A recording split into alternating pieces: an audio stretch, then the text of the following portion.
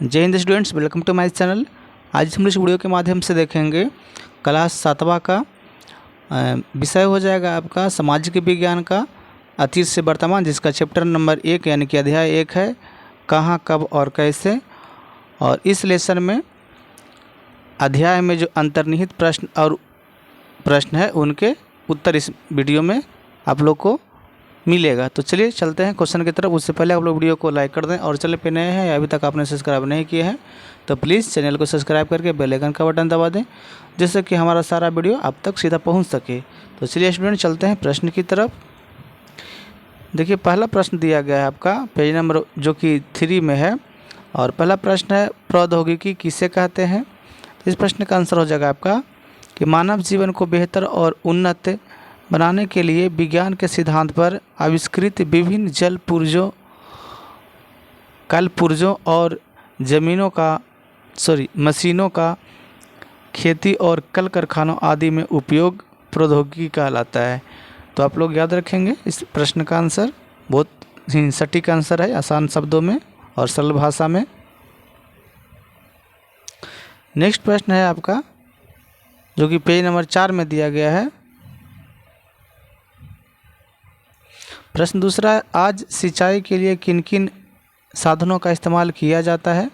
तो चलिए आज हम लोग सिंचाई के लिए कौन कौन से साधन का उपयोग करते हैं उसको हम लोग लिखते हैं यहाँ पे। आज सिंचाई के लिए नहर, पैन, नलकूप, कुओं आदि का इस्तेमाल किया जाता है।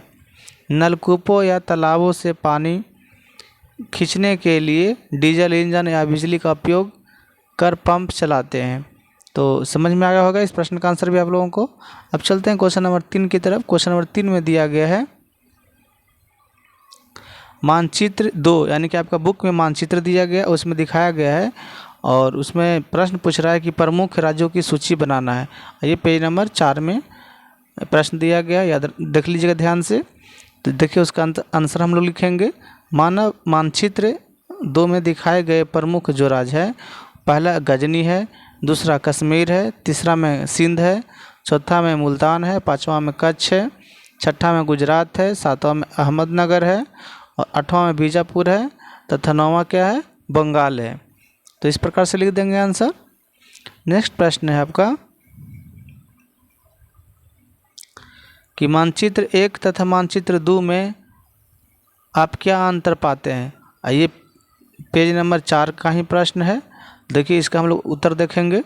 दोनों मानचित्रों के अवलोकन के बाद हम यह अंतर पाते हैं कि मानचित्र में जहां शासक वंशों को प्रमुखता दी गई है तो मानचित्र 2 में यानी कि मानचित्र 2 में राज्यों की प्रमुखता दी गई है। यानी कि एक में क्या दिया गया है, शासक वंशों की प्रमुखता, और दूसरा में क्या दिया गया है, मानचित्र 2 में राज्यों की प्रमुखता। मानचित्र 1 में श्रीलंका को दिखाया गया है, उसके बदले मानचित्र 2 में अफगानिस्तान के कुछ हिस्सों को दिखाया गया है। तो मानचित्र 1 और मानचित्र 2 में यही अंतर देखने को मिला। अब चलते हैं क्वेश्चन नंबर 5 की तरफ। क्वेश्चन नंबर 5 में दिया गया है मध्यकाल में कौन कौन से खाद्य पदार्थ हम आज भी खाते हैं। मध्यकाल में कौन कौन से खाद्य पदार्थ आज भी खाते हैं, उस दौर में आम लोग क्या पहनते होंगे, ये प्रश्न है आपका। तो चलिए इसका हम लोग उत्तर जानते हैं। शासक और उनके करिंदे, धनी व्यापारी और ग्रामीण लोगों के खान पान में सदा में अंतर रहा है। यानी कि दोनों के बीच क्या था, शासक और उनके करिंदे, धनी व्यापारी और ग्रामीणों लोगों के बीच खान पान में हमेशा अंतर रहा है। वह मध्यकाल में भी था और आज भी है। मध्यकाल में राज परिवार तथा संपन्न लोग जहां पुलाव, बिरयानी, कोरमा, फिरनी, अंगूर आदि खाते थे सो आज भी खाते हैं। चलते हैं नेक्स्ट प्रश्न की ओर। सॉरी इसी में और है। अब गांव का देख लेते हैं। गांव में खाने की वही वस्तुएं होती थी जो लोग उपजाते थे। जैसे में चावल का मौसम रहा तो चावल, और गेहूं का मौसम रहा तो रोटी खाना मध्यकाल में भी था और आज भी है। आम, अमरूद, केला, शकरकंद तब भी खाते थे और आज भी खाते हैं। तो ये अंतर हो गया। और अंतर हम लोग देखते हैं पहनावा में। उस दौर में हिंदू और मुसलमान के पहनावे में अंतर था। हिंदू जहाँ धोती पहनते थे वही मुसलमान लुंगी पहनते थे। गंजी कुर्ता दोनों धर्म के लोग पहनते थे। आज वह भेद मिट चुका है। हिंदू भी लुंगी पहनने लगे हैं और ग्रामीण मुसलमान धोती पहनते हैं। बहुत दिनों तक साथ रहने के कारण दोनों के खान पान और पहनावा में बहुत अंतर नहीं रह गया है। तो अब चलते हैं क्वेश्चन नंबर 6 की तरफ, यानी क्वेश्चन नंबर 6 में दिया गया है कि क्या कारण होगा कि भारत अतीत से ही संसार के लिए आकर्षण का केंद्र रहा होगा। तो चलिए, क्या कारण है जो हमारे देश जो है आकर्षण का केंद्र बना हुआ है अतीत से ही। देखिए, हम लोग जानते हैं कि भारत आदि काल से चिंतकों और मनीषियों का देश रहा है, यानी मुनीषियों यानी कि साधुओं का देश रहा है। तप और योग यहाँ की खास बात थी और आज भी है। योगी संतों का सम्मान राजा महाराजा तक करते थे।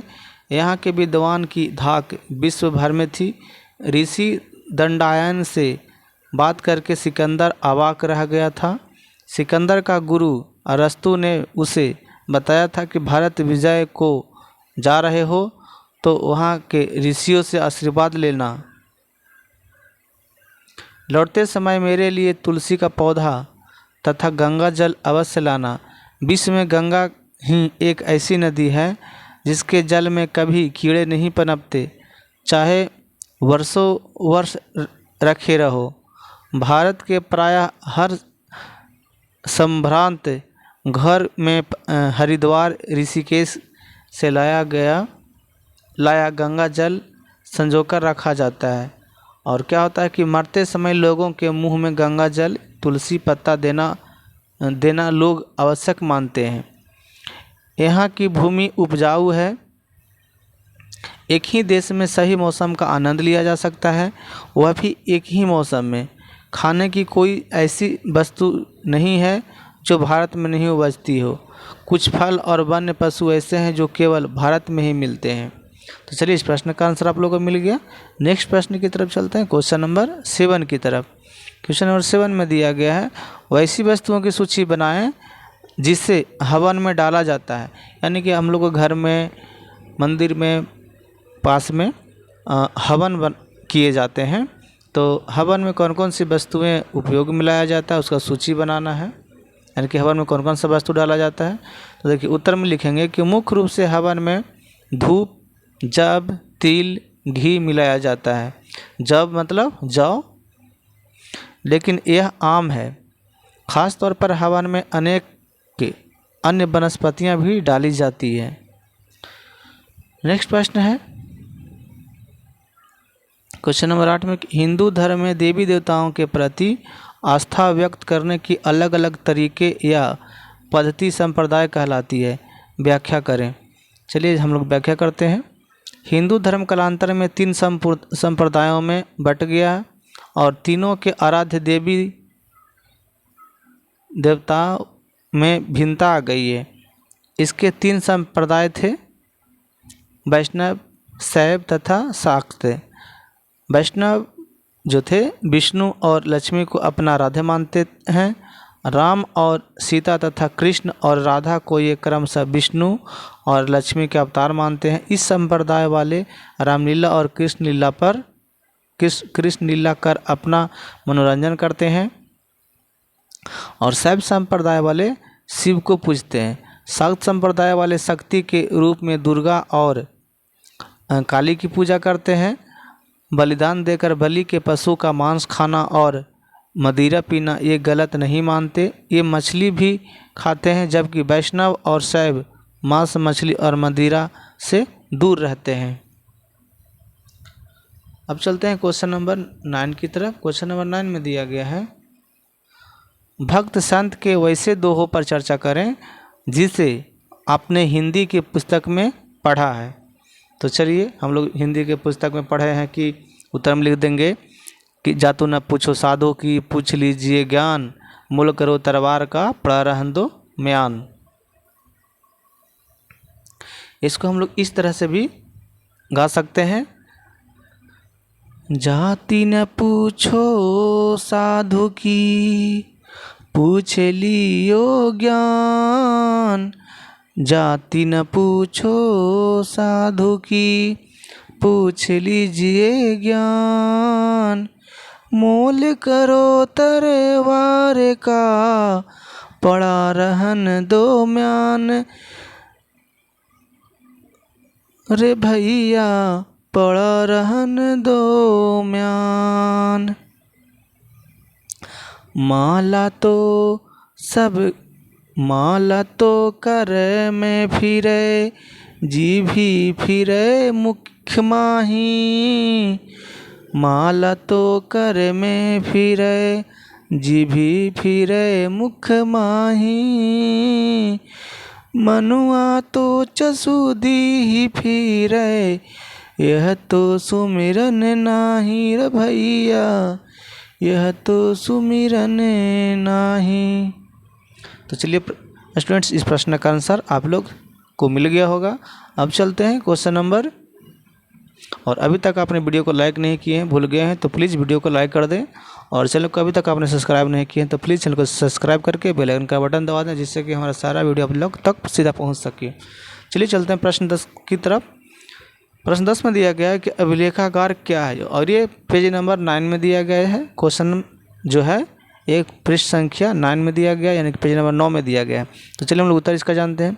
अभिलेखों को जहां सुरक्षित रखा जाता है उसे अभिलेखागार कहते हैं। याद रखना, अगर पूछ दिया कि अभिलेखागार क्या है तो आप लोग का आंसर देना है कि अभिलेखों को जहां सुरक्षित रखा जाता है उसे अभिलेखागार कहते हैं।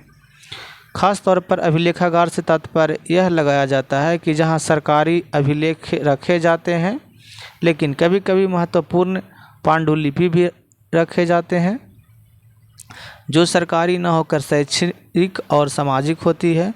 अभिलेखागार राष्ट्रीय भी होता है और राज्यों का भी। अकबर के बाद से अभिलेख रखने की परंपरा चली है, यानी कि जो अभिलेख का जो परंपरा चली है ये अकबर के बाद से चला है। अब चलते हैं क्वेश्चन नंबर 11 की तरफ, जो कि क्वेश्चन ये है दिया गया है 11 में, ये पेज नंबर 12 में दिया गया है। और ये क्वेश्चन है कि न्यूमिस्मेटिक्स किसे कहते हैं। न्यूमिस्मेटिक्स किसे कहते हैं, तो इसका आंसर हो जाएगा कि सिक्कों के अध्ययन को, याद रखना है, सिक्कों के अध्ययन को न्यूमिस्मेटिक्स कहते हैं। याद रखना है स्टूडेंट्स, बहुत अच्छा प्रश्न है।